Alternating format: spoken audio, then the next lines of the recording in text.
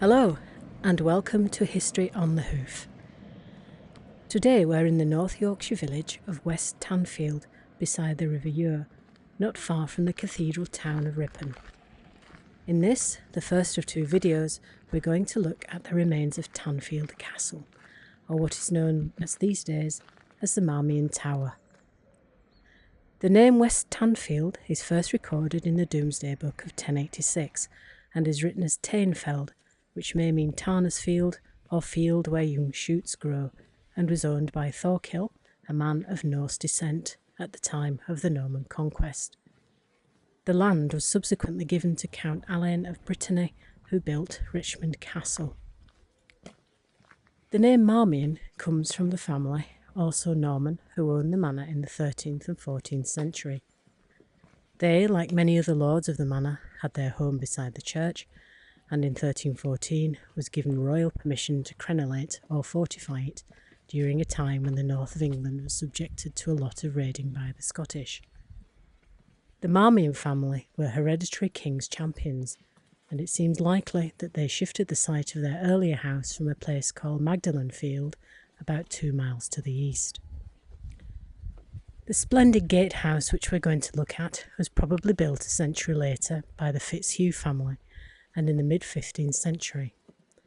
It subsequently passed to the Parr family, Catherine Parr being the final wife of Henry VIII. In 1571 it was granted by Queen Elizabeth I to her advisor William Cecil. It's currently owned and managed by English Heritage and is free to enter. The most striking feature of the tower is the rather beautiful oriel window, which must have been a prime spot for gazing down the river to the ford, where the bridge now stands, and generally watching all the comings and goings on the busy road. The first room we come to is the guard's room or porter's lodge, with a squint to see who was outside the gateway. Inside is a latrine, a fireplace and oven. Interestingly, its floor and roof are made of brick.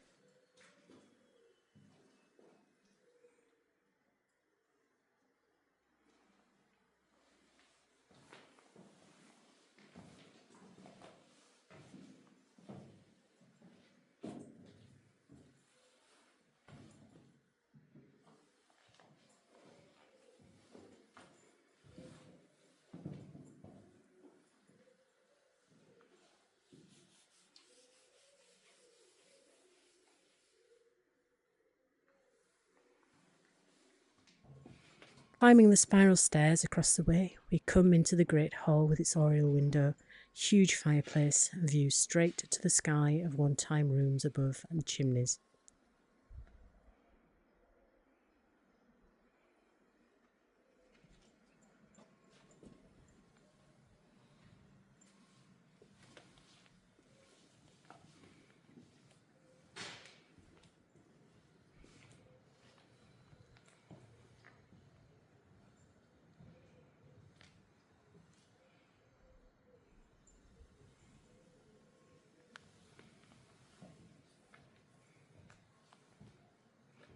The view from the oriel window and those over the river are not a disappointment.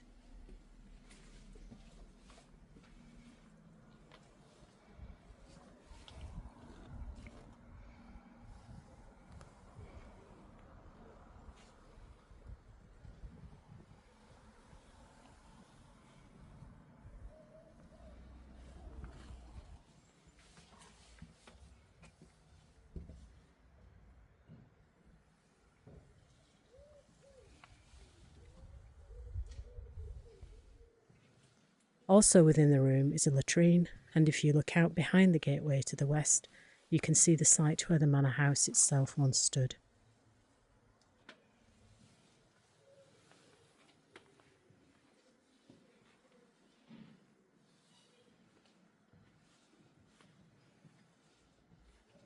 From 1804, this was the site of the rectory, which was used until 1947. In 2022, it was pretty much destroyed by a major fire. Leaving the tower behind, a walk down towards the river will not go unrewarded. The old outer walls of Tanfield Castle still stand, and it provides a rather good view of the riverside of the tower, latrine included. I hope you've enjoyed this episode of History on the Hoof and look forward to talking to you again soon. If you've liked it, please subscribe.